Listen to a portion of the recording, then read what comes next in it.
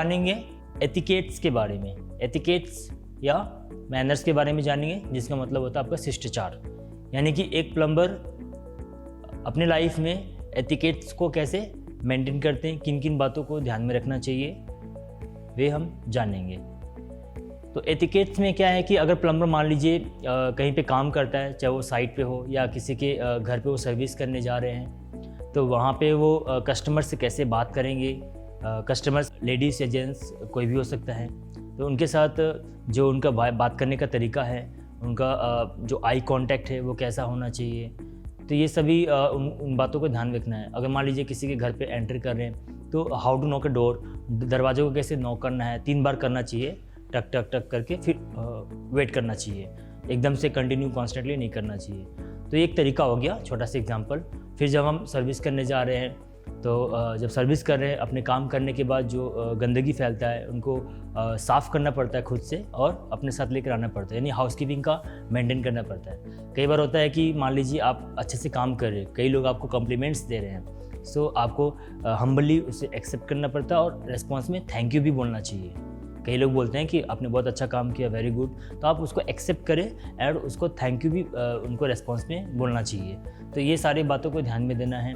Etiquettes में आपको और भी बहुत सारी चीज़ें हैं, जैसे कि एथिकेट्स में आप जो भी टूल्स इक्विपमेंट्स आपको दिया जाता है अपने सुपरवाइज़र की तरफ से, उन्हें आप प्रॉपरली काम करने के बाद सफाई के साथ हैंडओवर करना पड़ता है।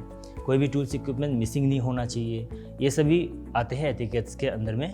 तो बात करने का तरीका, आई कांटेक्ट, बॉडी लैंग्वेज। अगर मान लीजिए आप दूसरों से अगर बात कर रहे हैं, तो पहले कोई अगर कोई सीनियर आपको समझा रहा है, सुपरवाइज़र, किसी भी काम के बारे में, तो पहले आप उनके बातों को सुनिए, समझिए कि काम क्या है। बीच में नहीं बोलना चाहिए। फर्स्ट लिसन, उनके बातों को पूरा सुनिए, उसके बाद आप कहिए पूरी तरह से समझने के बाद। ये होता है एथिकेट्स। पहले सुनना होता है, फिर उसके बाद जवाब देना होता है। फिर उसके बाद आपका होता है कि अपने टीम के साथ में मिलकर काम करना होता है। अपनी टीम को सहयोग में लेकर आपको काम को करना पड़ता है। ये सभी आपके एथिकेट्स के अंदर में ही आते हैं। साथ में और हम भी जानेंगे, आगे भी जानेंगे। मान लीजिए बहुत सारे कई बार ऐसे होते हैं, कुछ एग्जांपल्स के तौर पे अगर बताना चाहें, क्योंकि आपका काम एक सर्विस का काम है, एक मतलब लोगों से डायरेक्ट डीलिंग करने का काम है। आप सर्विस कर रहे हो, साइट पे काम कर रहे हो, या किसी के घर पे जाके आप सर्विस देते हो, मेंटेन, रिपेयर, इंस्टॉलेशन का काम करते हैं। तो कई बार आपको अपने काम को ध्यान में रखते हुए वहाँ से काम करके आना है। बहुत बार कई ऐसी सिचुएशन हो जाते हैं, मान लीजिए आप किसी कस्टमर्स के घर पे गए और कुछ मान लीजिए गंदा है या डर्ट है, तो आप वहाँ पे कमेंट्स नहीं करेंगे, और कोई एक्स्ट्रा अगर कोई बख्शिश वगैरह आपको नहीं मांगना चाहिए। ये भी एथिकेट्स के महत्वपूर्ण पॉइंट्स है। अपने काम से जो आपको सैलरी या जो आपकी कंपनी से आपको दिया जाता है, आपके पेमेंट्स, वही लेना है। कस्टमर से एक्स्ट्रा रेट या बख्शिश के तौर पे लोग मांगते हैं तीज त्योहारों में, वो नहीं मांगना चाहिए। ये भी आपके एथिकेट्स में आता है। आपको एक्स्ट्रा लाइक किसी के घर पे गए या खाना या कोई मांग लेते हैं, चाय पानी मांग लेते हैं, ये नहीं मांगना चाहिए। बल्कि अगर वो आपको ऑफ़र करते हैं, फिर भी आप थैंक यू बोलिए, और उसके बाद भी नहीं लेना चाहिए। सफाई से काम करना है, दूसरों की बातों को पहले सुनना है, समझना है। जो जूनियर है उन्हें सपोर्ट करना है। अगर किसी को कोई आपको जूनियर है तो उनको ज़्यादा मतलब हार्शली बात नहीं करना है, मोटिवेट करना है, समझाना है अगर कहीं पे मिस्टेक हो जाए, ताकि वो आगे आपकी बातों को फॉलो करे। तो ये सभी एथिकेट्स में है।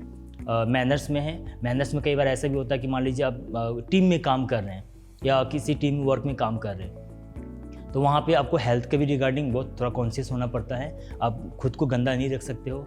अगर मान लीजिए बात करते करते किसी के सामने छींक आ जाती है, तो एक्सक्यूज़ मी बोलना ज़रूरी है, या मुंह को कवर करना ज़रूरी होता है। वैसे अभी कोविड का समय है, वो तो है ही, बट इसके अलावा भी आपको वो पहले से ये परंपरा हमारा रहा है कि छींक आ जाए, एक्सक्यूज़ मी बोलना ज़रूरी होता है। ये सभी एथिकेट्स में आते हैं। आई कांटेक्ट आपको बराबर रखना चाहिए। आपका ड्रेस कोड बढ़िया होना चाहिए, बढ़िया से जैसे एक प्रोफेशनल का जो यूनिफॉर्म होता है, टी शर्ट है, फुल ट्राउज़र है, शू है, सेफ्टी शू है तो और भी बढ़िया है, कैप रहता है, ये सभी है। आप स्लीपर्स पहन कर चले जाएंगे साइट पर, ये एथिकेट्स नहीं बताता, ये सही एथिकेट्स नहीं है। इसलिए आपको हमेशा शू पहनना है, नीट एंड क्लीन रहना है। जो आपका ड्रेस होना चाहिए, स्वेटिंग ज़्यादा नहीं होना चाहिए, बियर्ड नहीं होना चाहिए, क्लीननेस होना चाहिए, हेयर कट्स प्रॉपर होना चाहिए, मुस्टेच ज़्यादा बड़ा नहीं होना चाहिए, क्लीन से वो तो ज़्यादा बेहतर है। नेल्स वगैरह कट होने चाहिए, बॉडी ऑर्डर आपका ज़्यादा बैड स्मेल नहीं होना चाहिए, टोबैको का इस्तेमाल साइट पे नहीं करना चाहिए, किसी को ऑफ़र भी नहीं करना चाहिए। अगर कोई इस प्रकार का सामान बेच भी रहा है या कोई फ्री में दे रहा है साइट में या वर्क प्लेस में, आप अपने सुपरवाइज़र को, अपने सीनियर को, जिन्हें हम रिपोर्ट करते हैं, उनको आप कंप्लेंट भी करना चाहिए। तो ये सारे आपके एथिकेट्स के बिहाफ में आपको इन सभी बातों को ध्यान में रखना ज़रूरी है। साथ में एथिकेट्स में और भी बहुत सारी चीज़ें जो आपको ध्यान में रखना है, जैसे कि पंक्चुअलिटी।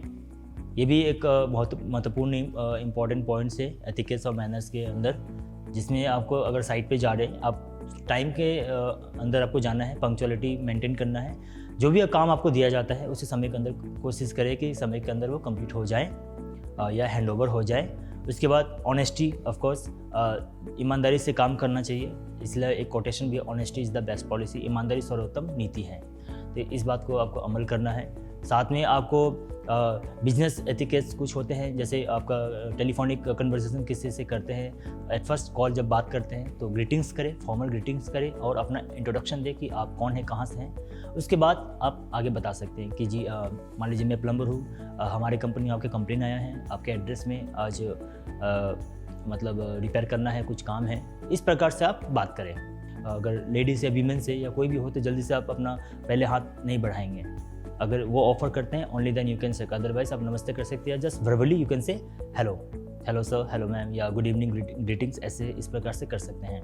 और भी साथ में ये बात भी ध्यान रखना है कि जब आप बात कर रहे हैं तो आपका टोन कैसा है, यानी कि जो वॉइस मॉड्यूलेशन पर आपको ध्यान रखना है कि ज़्यादा टू मच मतलब हाई स्पीड में नहीं बात करना है या लो डाउन, या आपको बात करने का जो एक्सप्रेशन है वो कैसा है। इन सभी बातों को ध्यान में रखना है आपको। उसके बाद एथिक्स में जैसे प्लम्बर के लिए सबसे ज़रूरी है, अगर आप मान लीजिए किसी के यहाँ पे सर्विस देने जाते हैं, काम करने जाते हैं, रेक्टिफाई करने जाते हैं प्रॉब्लम्स, तो उन्हें काम करने के बाद उन्हें चेक करवा कर दिखा दीजिए। उन्हें पूरा कस्टमर को सेटिस्फेक्शन करवाना ज़रूरी है कि उनके काम आपने सही से करे या नहीं करे हैं।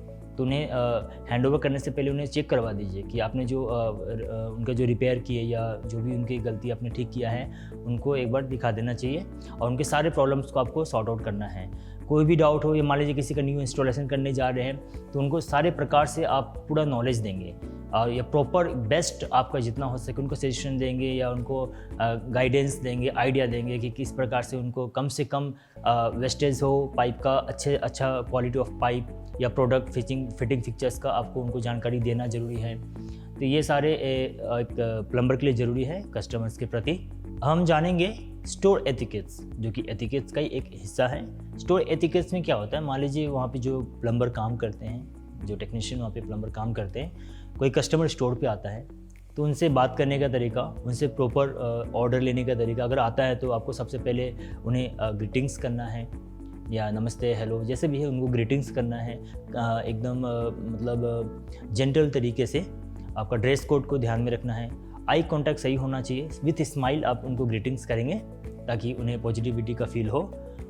उसके बाद उनके रिक्वायरमेंट्स को आप अच्छी तरीक़ा से सुनेंगे, समझेंगे कि उन्हें क्या आवश्यकता है।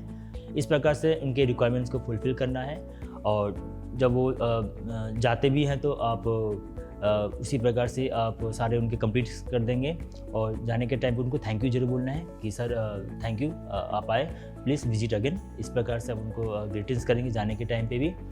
तो इन सभी बातों का आपको ध्यान देना है जब आप स्टोर पे काम करते हैं। अब हम जानेंगे principle of fundamental ethical behaviour, जिनके अंतर्गत जैसे मैंने पहले भी बताया, प्लम्बर को सबसे पहले उनको हाइजीनिक्स, अपना हेल्थ के बारे में पता होना चाहिए, अवेयर होना है, हाइजीनिक मेंटेन करना है। उसके बाद स्वच्छ भारत अभियान जैसे चल रहा है, इन सभी चीज़ों के बारे में पता होना चाहिए। अब हेल्थ में जैसे प्लम्बर अगर साइट पे काम कर रहा है, ये एक लेबरियस काम है, तो उनको डेली बाथ लेना है और जो उनको फूड खाना है वो लाइट फूड खाने हैं, ज़्यादा मतलब हैवी फूड नहीं खाने हैं, सीजनेबल फ्रूट्स वेजिटेबल्स का इस्तेमाल करना है, अल्कोहलिक या टोबैको का इस्तेमाल नहीं करना है। उसके बाद जब वो साइट पे काम करने जाते हैं, काम करने के बाद अपनी यूनिफॉर्म चेंज करके फिर घर आना चाहिए, एज इट इज़ उसी यूनिफॉर्म में घर नहीं आना चाहिए, क्योंकि वो गंदे रहते हैं, दूसरे लोगों को भी इन्फेक्टेड हो सकते हैं, जो उनके काम के नेचर उसके हिसाब से। फैंसी ड्रेस नहीं पहनने, फॉर्मल पहनने हैं। विंटर सीजन का समय है तो फुल स्लीव शर्ट्स पहनने हैं, ट्राउज़र पहनने हैं, शू पहनने हैं। समर सीजन है तो टी शर्ट पहनने हैं, ट्राउज़र पहनने हैं, शू पहनने हैं। साइड पे काम करते वक्त आपको हेलमेट का ध्यान रखना है, क्योंकि सुरक्षा का ध्यान भी रखना एक बहुत ही ज़रूरी है प्लम्बर के लिए। और साथ में ही जैसे हमने कहा, साइट पे जब काम करते बहुत सारे के वेस्ट होते हैं, तो वेस्ट को उसके अकॉर्डिंग जो उनके जैसे लिक्विड वेस्ट है, सॉलिड वेस्ट है, ऑर्गेनिक वेस्ट है, मेटल वेस्ट है, अलग अलग वेस्ट का कलर कोड के हिसाब से आपको मेंटेन करना है वेस्टेज को। और टाइम इन 6 मंथ आपको एक बार 6 महीने में तो करना ही चाहिए हेल्थ चेकअप। उसके बाद आपको एक पॉकेट डायरी इस्तेमाल करना चाहिए। पॉकेट डायरी में आपका जैसे बहुत लोगों के घर वालों का नंबर होता है, आपका ब्लड ग्रुप इसमें मेंशन होना चाहिए। अगर कभी एक्सीडेंट हो गया तो आपके घर वालों को लोग आपको मतलब कांटेक्ट कर सकते हैं, उन्हें बता सकते हैं। और उसमें आप अपना हिसाब किताब भी कर सकते हैं। प्लम्बर अक्सर करते हैं कि जो भी आपका कहीं पे काम करने जा रहे हैं, कस्टमर्स का जो रिक्वायरमेंट्स है, जो चीज़ें आपको विवरण में लिखने हैं कि क्या सामान लेके जाना है, या आपके अमाउंट्स जो खाता बही खुद का मेंटेन करते हैं, किन से क्या अमाउंट आपको लेना है, पेमेंट बाकी है, ये सारी चीज़ों के लिए भी डायरी आप मेंटेन कर सकते हैं। और अपने टूल बॉक्स में एक फर्स्ट एड बॉक्स भी रखने की कोशिश करें, छोटा सा होता है, जिसमें कुछ medicines, tubes, scissors, antiseptic, Betadine tube, इस प्रकार के कुछ मेडिसिन रख सकते हैं। इमरजेंसी अगर ज़रूरत पड़े यू कैन यूज़ इट, आप उसका इस्तेमाल कर पाएँ। ये सारे हैं। अब नेक्स्ट हम जानेंगे कि अपने वर्क प्लेस को हमें नीट और क्लीन क्यों रखना है। अब जैसे देखिए, वर्क प्लेस जहाँ हम काम करते हैं, अगर हम अपना जगह पे साफ़ सफाई रखेंगे तो इससे आपको एक तो जो बैक्टीरिया या वायरस या जो गंदगी है उन सभी चीज़ों से आप मुक्त रहेंगे। दूसरा, जो वर्क प्लेस है, अगर जो आपके काम करने की जगह है, जितने सामान की ज़रूरत है उतना ही आप रखिए। इससे क्या होगा कि जो हैजर्ड्स का जो संभावना है वो कम हो जाएगी। तीसरी बात है कि इससे कंपनी का, ऑर्गेनाइजेशन का रेपुटेशन भी बढ़ता है कि जो सिस्टमेटिक तरीका है वो बहुत अच्छा है, ऑर्डर में काम होता है। अगर हौच पौच रहेगा, इधर का उधर पड़ा रहेगा, तो इससे कहता है बाहर से कोई विजिटर्स आते हैं, गेस्ट आते हैं, तो एक बैड इंप्रेशन जाता है। तो ये भी एक अच्छी बात है। आपको क्लीननेस का ध्यान रखना है, जिससे कंपनी का रेपुटेशन भी बरकरार रहे।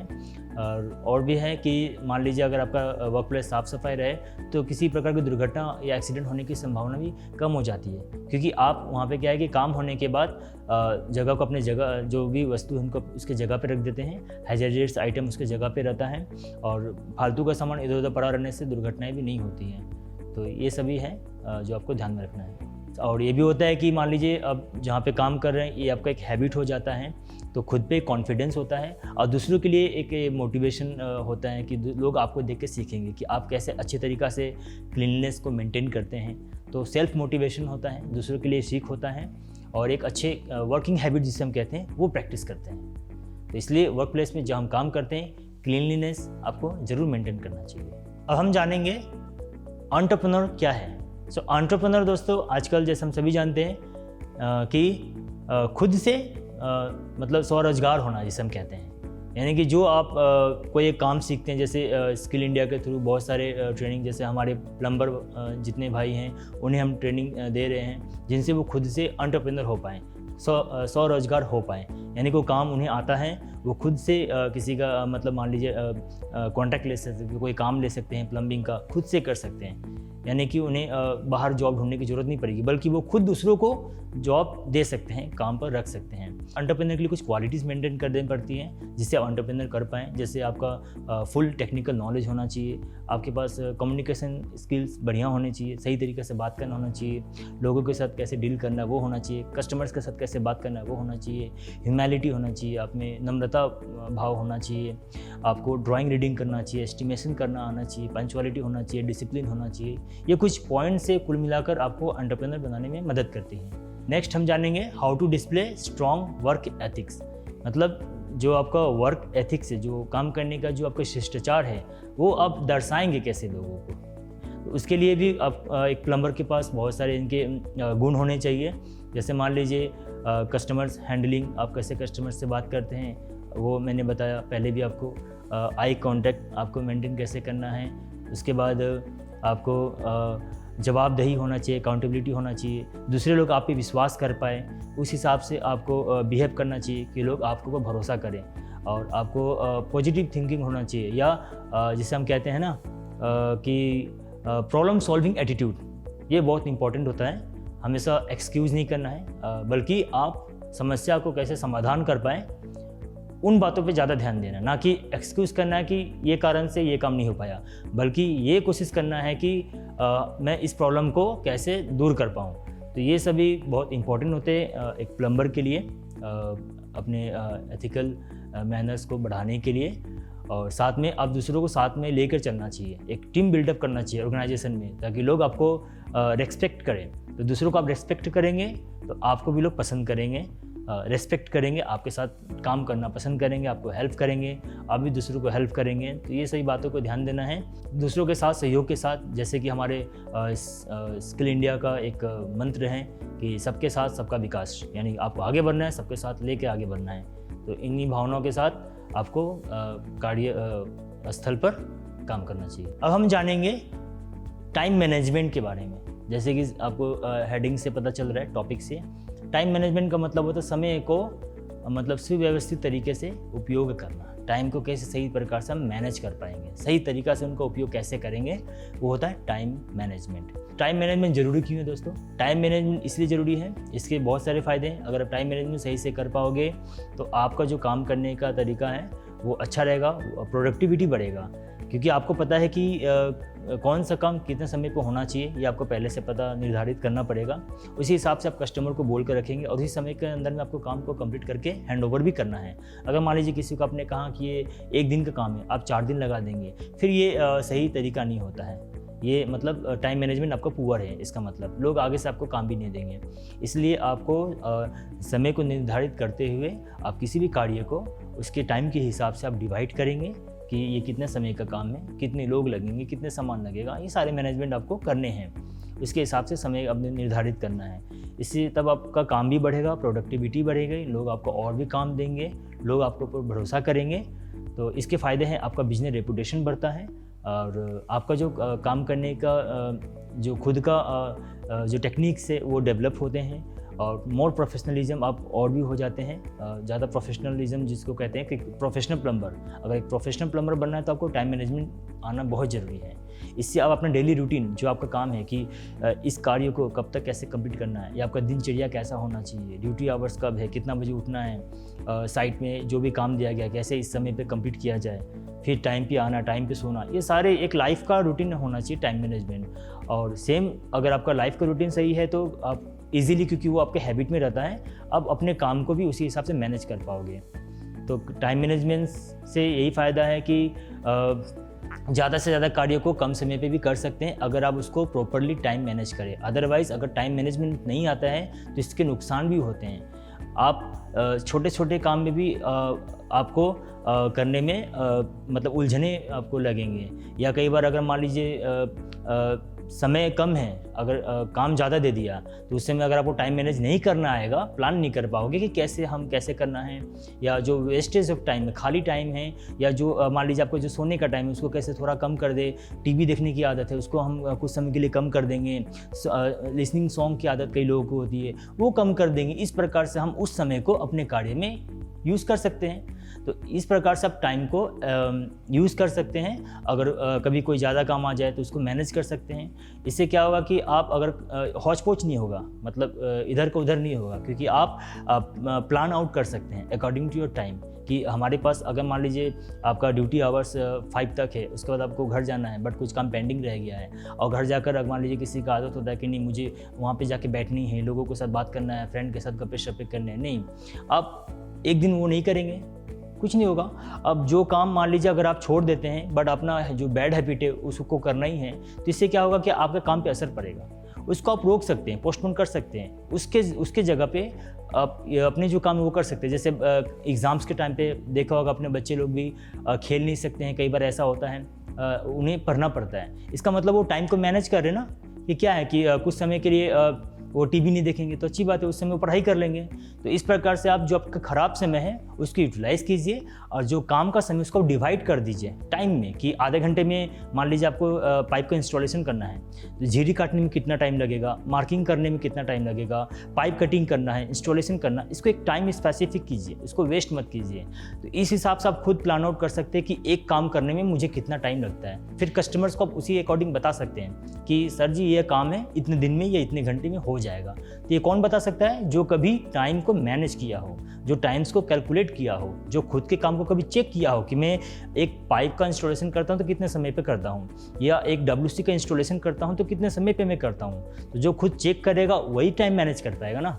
तो ये कुल मिलाकर आपको ध्यान में रखना है टाइम मैनेजमेंट, उसके फ़ायदे और उसके नुकसान। अब हम जानेंगे कि ऑनेस्टी यानी कि ईमानदारी कैसे किसी इंसान को मदद करते हैं। अगर मान लीजिए वर्क प्लेस में कोई काम कर रहा है, प्लम्बर है, तो उन्हें ईमानदारी, जैसे मैंने आपको पहले बताया कि ईमानदारी सर्वोत्तम नीति है। Honesty is the best policy, इससे बढ़ के कोई पॉलिसी नहीं होती है। तो ऑनेस्टी के बिना कोई काम पूरा कभी नहीं होता है। ईमानदारी बहुत ज़रूरी है। अगर मान लीजिए कोई प्लम्बर अपने कार्यस्थल पर कार्य करता है, अगर ऑनेस्टी ना करे, मान लीजिए वो एक्स्ट्रा पाइप्स फिटिंग्स वगैरह कस्टमर्स को मान लीजिए साइट स्टोर कीपर से ले लेते हैं, बट वो यूज़ नहीं कर रहे हैं और कहीं और जगह उसको सोल्ड आउट कर दे रहे हैं, चोरी करके कहीं और पास कर दे रहे हैं। सो ये सभी एक समय के बाद पकड़ में आ जाएगा। तो इसलिए ऑनेस्टी, ईमानदारी से आपको काम करना है ताकि आपका नाम बढ़े और आपको काम दिया जाए। अगर एज ए एंटरप्रेन्योर आप ईमानदार रहेंगे तो लोग आपके साथ जुड़ेंगे और आपको अपॉर्चुनिटी मिलेगी। बहुत सारी कंपनी से आपका लिंकअप होगा, समाज में आपका प्रतिस्पर्धा कायम रहेगा, आपका रिस्पेक्ट बढ़ेंगे, लोग आपकी बातों को धैर्यपूर्वक सुनेंगे, समझेंगे, आपको फॉलो करेंगे। तो यही है। अगर रिस्पेक्टफुल जितने हम देखते हैं बड़े से बड़े पर्सनालिटी हैं, जो प्रेस्टिजियस पर्सनालिटी हैं, वे ऑनेस्टी, जैसे मैंने कहा, ऑनेस्टी पॉलिसी को अपनाते हैं। तो as a plumber workplace में आगे बढ़ने के लिए, अपने कार्य में आगे बढ़ने के लिए, अपने वैल्यू जो आपका खुद का जो अपना संस्कार जिसे हम कहते हैं उस पर सुदृढ़ रहने के लिए, समाज में स्टेबल रहने के लिए आपको ऑनेस्टी प्रैक्टिस करना ज़रूरी है। इससे अगर आप स्वयं ईमानदार रहेंगे, इस बातों को आप जानते हैं, तो आपको फिर दूसरे की निंदा से कोई फ़र्क नहीं पड़ेगा। लोग क्या सोचते हैं सबको फ़र्क नहीं पड़ेगा। क्यों? क्योंकि आप सच में अगर ईमानदार हैं तो इसीलिए ऑनेस्टी में रहना है और जो काम आपको दिया जाए ईमानदारी पूर्वक करके आपको कंप्लीट करना है। इसमें किसी प्रकार का एक्सक्यूज़ नहीं करना है, या छिपाना या एक्सक्यूज़ कर देना या उसको टालना, ये सभी हैबिट जो है प्रैक्टिस हमें नहीं करना है। ईमानदारी से जो काम आपको आता है वो करना है, जो नहीं आता है आपको इनडायरेक्टली उस काम को मना कर देना चाहिए। क्योंकि मान लीजिए आपको काम नहीं आता है, आपको हाइट में काम करने से डर लगता है, कोई बोल देगा कि काम करो, आप चले तो गए, मतलब कई बार होता है ना कि लोग ऐसे चले जाते हैं बोलने में, लोगों के बहकाने में चले जाते हैं, बट बाद में वो उन चीज़ों पे मतलब काम अमल नहीं हो पाते हैं। एक्सीडेंट हो गया तो आप ही को नुकसान होगा। इसलिए जो काम आता है आप वही करो, जो नहीं आता आप स्ट्रेट अवे मना कर दो। ईमानदारी से वही करो और दूसरे की बातों पे नहीं आना चाहिए। ईमानदारी प्रैक्टिस करने से खुद का कॉन्फिडेंस बढ़ता है, खुद का वैल्यू आपका बरकरार रहता है।